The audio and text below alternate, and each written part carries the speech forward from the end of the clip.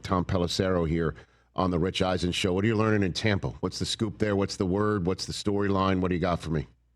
Well, the biggest news before practice that I reported is that Baker Mayfield not out here today. Right. He followed through, my understanding, on a pass yesterday, hit his hand on a shoulder pad, which I said this to Todd Bowles. I'm like, that would be my worst fear as a head coach. Yeah. It's just like it's an average play, and all of a sudden it's a thumb and it's cracked and it's 8 weeks. But he's like, hey, it's got to be full contact. It's football. There's going to be stuff that happens. But he said it's probably going to be a day, and then Baker's going to be back out here. Okay. They put him through the full battery of tests yesterday. My understanding is it revealed nothing. That was precautionary. He's got a contusion. He's got a bruise on his hand. It's nothing long term. Baker's tough. They're just being very careful with him right now. I'd say beyond that, Mike Evans. And Todd Bowles mentioned this too. This is one of the best he's looked and the freshest he's looked in a long time, which is pretty amazing when you're talking about a guy going into the 12th year of his career. Chris Godwin's not out here yet. He's ahead of Tristan Wirfs, Bowles told us, in terms of just being able to get back on the field, both recovering from significant injuries. But they got dudes out here, Rich, in terms of the playmakers on offense. When Emeka Egbuka, of course, is the first-round draft pick. Godwin, when he gets back. Mike Evans, Dylan McMillan, who had a really good year. Bucky Irving, certainly is somebody who's emerged. Cade Otton as well. They're going to be able to score some points. And maybe the thing they're most encouraged about here, too, is what they're seeing with some of the young players on defense. Benjamin Morrison has been everything that they've been looking for so far, coming off an injury at Notre Dame. And then they also had another corner that they drafted who's been playing in the nickel for him through the course of camp. So Jason Light, the GM, has been one of the better drafting GMs within the league. That's why they always have a very strong roster. Just traveling around to teams, Rich, I would say there's a lot of people who, when the topic of the FC South comes up, to say, that's still the best roster in the division. It's just a matter of, for them, when they get into the playoffs, can they get over the hump? All right, where else you been before I let you go? And then I'll pick and choose as to what training camps I might be interested in asking a question about before I let you go. Where else you been? I was in Detroit on the first day. First thing you notice there is you don't hear Aaron Glenn's voice when you walk in. Still really physical. I saw like 5 guys get laid out in the practice. I mean, it's a classic Dan Campbell type of team. They're really encouraged about Jameson Williams. That's one of the names that kept coming up over and over, as well as the rookie receivers that they drafted. For the Bills, that was my second stop on Sunday in Rochester. They practiced through like a 20 or 30-minute complete and utter downpour, which you don't always see in the NFL. Josh Allen's Josh. We got a chance to talk with him. He got married. He got a $330 million contract, but still going about his business the same way. James Cook showed up on time. Okay. He looks really good. He's a little bit thicker in the upper body, which they like.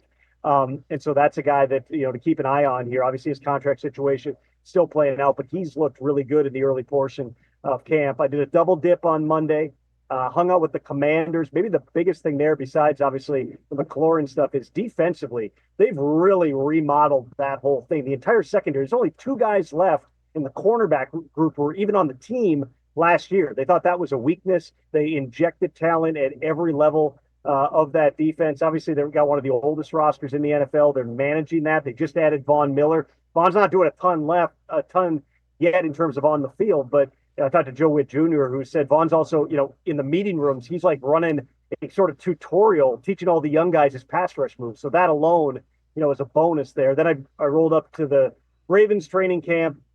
Lamar's Lamar. I got a chance. I showed Lamar a photo of the two of us together the day after he got drafted. And he lit up with a big grin on his face. It's amazing to think back to that day. And the first question to the coaches who were up there at the podium that next day, I remember it, clear as day, was, what position is Lamar playing?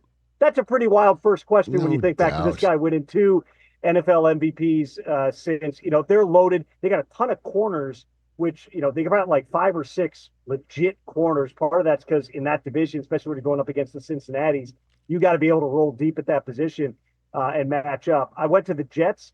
I talked with Aaron Glenn after practice. There's a lot of comparisons there to when he came in with Detroit and with Dan Campbell and the way that they turned that thing around. But I'm just telling you, Rich, like looking at that team, they got more talent across the board than the Lions did. The Lions had Jared Goff, and they had a good offensive line.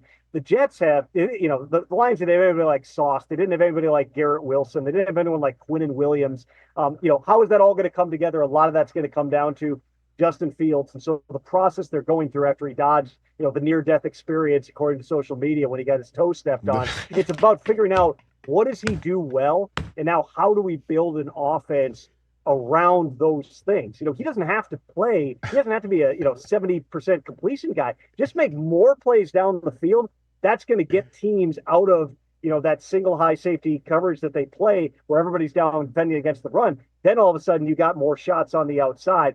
That's kind of the give and take, that they're looking at there. And then I was in Cincinnati yesterday. Probably the best news there, Rich. It was indoor practice because it was an absolute monsoon out there. But now it's one day. All right, I don't want to overstate it. But in that one day at practice, the defense looked good. The defense has all these young, really fast dudes. Some of them are coming back from injuries, but DJ Turner had like 5 pass breakups in that practice. DJ Ivey is back from his injury. There's no Trey Hendrickson clearly out there yet, but Shamar Stewart, I talked to Al Golden before practice. They're not looking at this as, well, he missed the time in the spring. He's got a lot to learn. No, they're throwing it at him, and they want him to be a big factor this year. Anytime that, you're breaking up passes intended for T. Higgins and Jamar Chase with Joe Burrow back there, I even said this to Joe. I'm like, I know you want to complete every pass, but aren't you kind of looking at that like, hell yeah, we need a little bit of that? He's like, no doubt. There is an element of that. They all know where their shortcomings were. They were the team nobody wanted to see on offense down the stretch, and nobody did have to see them in the playoffs because the defense faltered here. We'll see how much of an improvement they make. Different scheme. They're going to be more multiple this year. I'm just telling you that one day you can see what Duke Tobin have done and company have done in terms of building, especially the speed on the back end. They're going to be really young in the secondary. Dax Hill, who's on his 5th-year option, is like the veteran of that group. But if they can stay healthy here, you would hope that they're going to be better than they were a year ago. Tom Pelissero right here on the Rich Eisen Show. Just put him in 100-degree weather, wind him up, and let him go. Near-death experience. With the 3 words he referred to Justin Fields getting his toe stepped on couple days ago. Catch the Rich Eisen Show live weekdays from 12 to 3 p.m. Eastern on Roku Sports Channel in the U.S.